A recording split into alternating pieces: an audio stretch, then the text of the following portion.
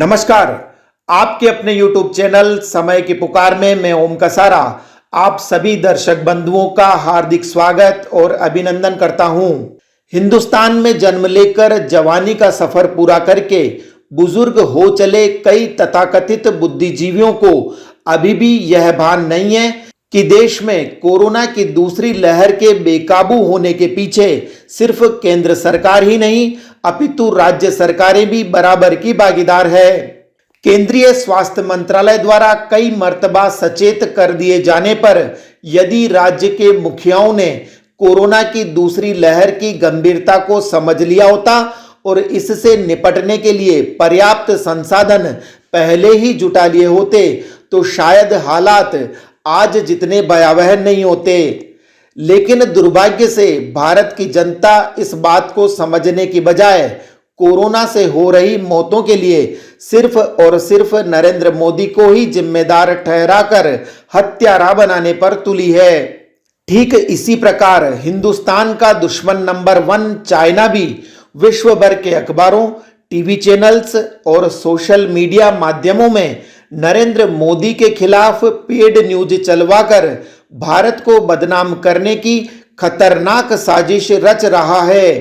इस संबंध में युवा पत्रकार डॉक्टर यशवंत चौधरी का यह वीडियो सोशल मीडिया पर खूब वायरल हो रहा है। पूरे देश भर के अंदर शोर मचा रखा है मीडिया ने कि मेडिकल जर्नल ने मोदी सरकार को फेल घोषित कर दिया। इसके अलावा यह भी खबर चला रहे हैं कुछ लोग कि मोदी गवर्नमेंट को पूरी विश्व की मीडिया ने घेर रखा है कि सबसे खराब काम यही कर रहे हैं। किसी के समझ में आएगी कि मेडिकल जर्नल कभी पॉलिटिकल पार्टीज पर टिप्पणी करता है? अगर वो चाइना का है तो कर सकता है। रिसर्च जर्नल जिसको वर्ल्ड का नंबर 1 कह रही है चाइना, उसमें कहा गया है कि इंडिया के अंदर क्या क्या गड़बड़ियां रही जिसकी वजह से सरकार फेल हुई। अगले कुछ ही मिनटों के अंदर 5,000 करोड़ डॉलर जो चाइना खर्चा करता है इंडिया के खिलाफ, वो सबके आग लगने वाली है। सबसे पहले देख लीजिए कि लैंसेट के नाम पर कितनी सारी रिपोर्ट्स छपी हैं इंडिया की न्यूज के अंदर। ये खबर छपी है एनडीटीवी ने, उसके साथ ही है वायर की खबर, उसके नीचे है अल जजीरा और यहां पर स्क्रोल। अगर आप गूगल के ऊपर जाकर भी देखोगे कि लैंसेट जर्नल चाइना अगर यहां पे लिखोगे तो यहां पर चाइना की तारीफें ही तारीफें आपको दिखाई दे जाएंगी। दूसरी तरफ अगर आप लैंसेट जर्नल इंडिया अगर यहां पर डालोगे तो यहां पर पता पड़ जाएगा कि इंडिया तो बिल्कुल फेल है, 10 लाख यहां पर डेथ हो जाएंगी, मोदी से कुछ संभल नहीं रहा, जर्नल ने यह कह दिया, जर्नल ने वो कह दिया। कांग्रेस के बड़े नेता जैसे चिदंबरम वगैरह और साथ ही के अंदर अशोक गहलोत जैसे बहुत ही पुराने और काबिल लोग भी ये कह रहे हैं कि लैंसेट के अंदर जो आर्टिकल छपा है उसको आप पढ़ लीजिए और इसका हिंदी अनुवाद तक करके सबके पास पहुंचाना चाह रहे हैं, जबकि इसके अंदर इन्हीं की बुराई हो रही है। अब सबसे पहली बात ये देख लीजिए कि ये जो आर्टिकल बताया जा रहा है ये कोई रिसर्च आर्टिकल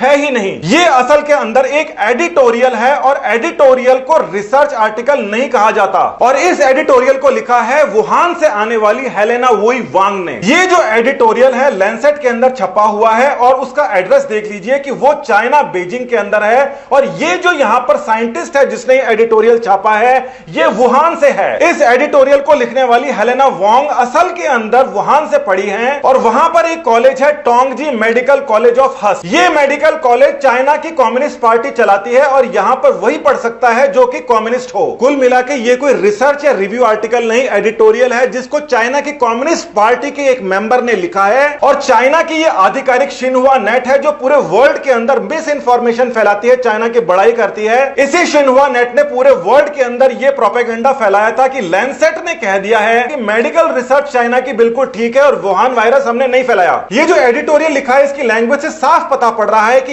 ये किसी भी प्रकार से मेडिकल साइंसेज वाले ने नहीं लिखा। मेडिकल साइंटिस्ट इस प्रकार की बातें कभी नहीं लिखते कि पेंडेमिक को संभालने से ज्यादा किसी को ट्विटर के ऊपर जाने का ज्यादा शौक लगा है। सबसे बड़ी बात यह है कि चाइना के अंदर तो ट्विटर चलता ही नहीं है, उनको क्या पता ट्विटर पे क्या चल रहा है। फिर मेडिकल रिसर्च जर्नल के अंदर कोई पॉलिटिक्स की बात करेगा, साइंस की बात नहीं करेगा। अब आप इस बात के ऊपर नजर डालिए कि विश्व के अंदर कई सारे बड़े अखबार अचानक से भारत सरकार के खिलाफ क्यों हो गए। कहीं पर वॉशिंगटन पोस्ट कुछ लिख रहा है, कहीं पर वॉल स्ट्रीट जर्नल कुछ लिख रहा है, कहीं पर कोई और कुछ लिख रहा है। पूरे विश्व भर के अंदर बड़े बड़े अखबारों को चाइना की गवर्नमेंट पैसा देती है 5,000 करोड़ डॉलर से ज्यादा, ताकि वो उनके पक्ष में और उनके विरोधियों के विपक्ष में आर्टिकल्स लिखते रहें। ये जो वॉशिंगटन पोस्ट है और ये जो वॉल स्ट्रीट जर्नल है, इसको 19 मिलियन डॉलर चाइना देती है, और इसी वजह से इन बड़े अखबारों के अंदर चाइना के खिलाफ आपको कभी कुछ देखने को ही नहीं मिलेगा। धीरे धीरे करके विश्व की पूरी मीडिया को चाइना खरीदती जा रही है, एक के बाद एक। 2018 के अंदर प्रिंट में यह आर्टिकल छपा था कि चाइना एक एक करके अच्छी प्रेस को खरीद रही है, और जितने भी अच्छे जर्नलिस्ट हैं उनको एक एक करके धीरे धीरे खरीदा जा रहा है। 2016 से लेकर 18 के बीच में कम से कम 100 जर्नलिस्ट को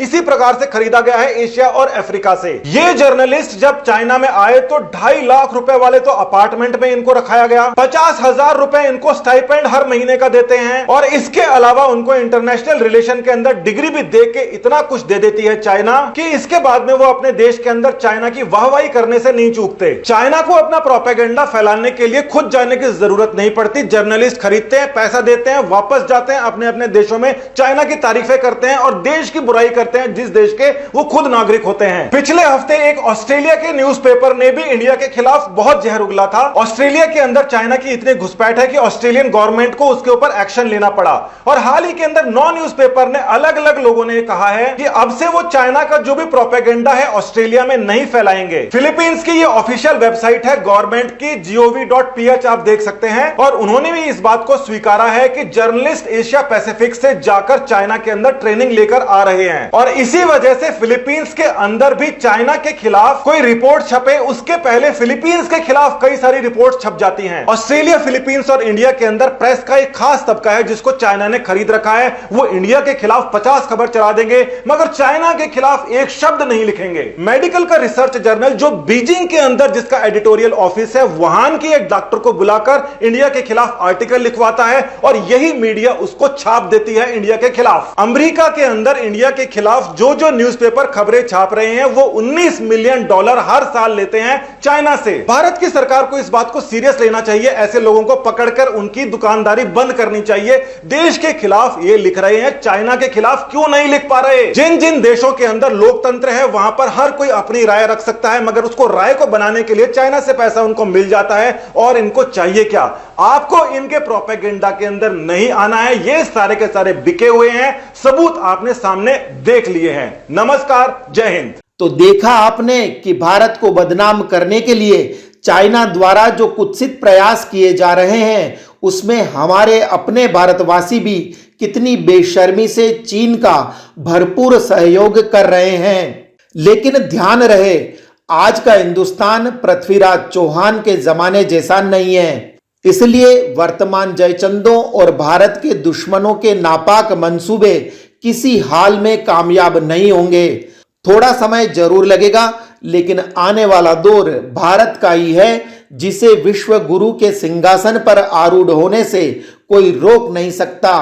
तो इस बुलेटिन में आज इतना ही। यदि आपको पसंद आया हो तो इसे लाइक व शेयर अवश्य करें, और आपके अपने YouTube चैनल समय की पुकार को सब्सक्राइब करना न भूलें। धन्यवाद। जय हिंद, जय भारत।